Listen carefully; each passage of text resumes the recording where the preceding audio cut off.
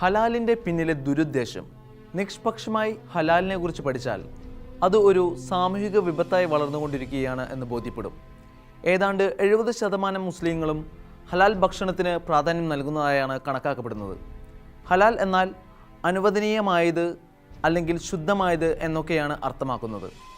അത് കഴിക്കുന്നത് കൊണ്ട് എന്താണ് പ്രശ്നം എന്നൊക്കെയാണ് മിക്കവരും ചോദിക്കുന്നത്.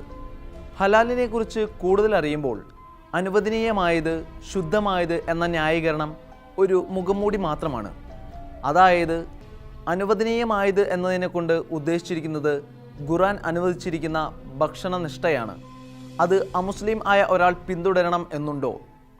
അതായത് ഒരാൾക്ക് ഇഷ്ടമുള്ള ഒരു ഭക്ഷണം കഴിക്കാൻ പോലും കഴിയാത്ത സാഹചര്യം മറ്റു ചിലർ അവരുടെ വിശ്വാസത്തിൻ്റെ പേരിൽ നിർമ്മിച്ചെടുക്കുന്നു.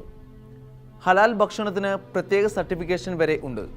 അതിൽ നിബന്ധനകളാണ് അതിലും കഠിനം. കശാപ്പുകാരൻ പ്രായപൂർത്തിയായ സ്ഥിരബുദ്ധിയുള്ള മുസ്ലിം ആയിരിക്കണം.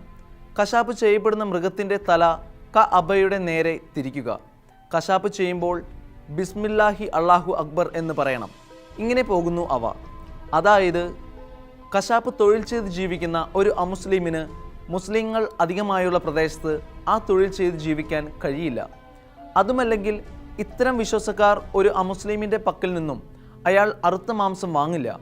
ആ തൊഴിൽ ചെയ്ത് ജീവിക്കാനുള്ള അയാളുടെ സ്വാതന്ത്ര്യത്തെ ഒരു വിഭാഗം അവിടെ വെല്ലുവിളിക്കുന്നു. നാളെ ഇത്തരത്തിലുള്ള നിലപാടുകളുമായി ഹൈന്ദവരും ക്രൈസ്തവരും ഹലാൽ പോലെ അവരുടേതായ ഓരോരോ സർട്ടിഫിക്കേഷനുമായി ഇറങ്ങിയാൽ എന്തായിരിക്കും നമ്മുടെ നാടിൻ്റെ അവസ്ഥ? ഓരോ വ്യക്തിയും മറ്റു മതവിഭാഗത്തിൽപ്പെട്ടവർ തയ്യാറാക്കിയ ഭക്ഷണം കഴിക്കില്ല എന്ന അവസ്ഥ നമ്മുടെ നാട്ടിൽ രൂപപ്പെടുമല്ലോ. ഇന്ന് ഒരു ഹൈന്ദവനോ ക്രൈസ്തവനോ മറ്റു മതസ്ഥർ നടത്തുന്ന ഹോട്ടലിൽ പോയി ഭക്ഷണം കഴിക്കാൻ ഒരു വിരോധവുമില്ല, യാതൊരുവിധ തടസ്സവുമില്ല. പക്ഷേ ഒരു മുസ്ലിമിന് ക്രിസ്ത്യാനിയുടെയോ ഹിന്ദുവിൻ്റെയോ ഹോട്ടലിൽ കയറി ഭക്ഷണം കഴിക്കണമെങ്കിൽ അത് ഹലാലായിരിക്കണം, ഇല്ലെങ്കിൽ കഴിക്കാനാവില്ല എന്ന സ്ഥിതിയിലേക്കാണ് കാര്യങ്ങളുടെ പോക്ക്. ചുരുക്കി പറഞ്ഞാൽ ഒരു വിഭാഗത്തിൻ്റെ മത താല്പര്യങ്ങൾ സമൂഹത്തിലേക്ക് അടിച്ചേൽപ്പിക്കുന്ന ഒരു സാഹചര്യം ഉണ്ടാക്കുകയാണ് ഹലാൽ സമ്പ്രദായം കൊണ്ട് ഉണ്ടായിരിക്കുന്നത്. എന്നാൽ ഇതുമാത്രമാണ് ഹലാൽ വ്യാപനത്തിൻ്റെ ലക്ഷ്യമെന്ന് കരുതിയാൽ തെറ്റി. ഇന്ന് ഹലാൽ ബിസിനസ് തീവ്രവാദമാക്കിയവർ നമ്മുടെ സമൂഹത്തിൽ വേരുറപ്പിച്ചു കഴിഞ്ഞു. മറ്റു മതസ്ഥരെ സാമ്പത്തികമായി തകർക്കുകയും അവരുടെ വ്യാപാര സ്ഥാപനങ്ങളെ ഇല്ലായ്മ ചെയ്യുകയാണ് ഇക്കൂട്ടർ ഹലാൽ തന്ത്രങ്ങളിലൂടെ. വോട്ട് ബാങ്ക് പ്രതീക്ഷിച്ച് ഇത്തരം കാര്യങ്ങൾക്ക് നേരെ കണ്ണടച്ചു നിൽക്കുന്ന ഒരു സർക്കാരാണ് ഇന്ന് കേരളത്തിലുള്ളത്.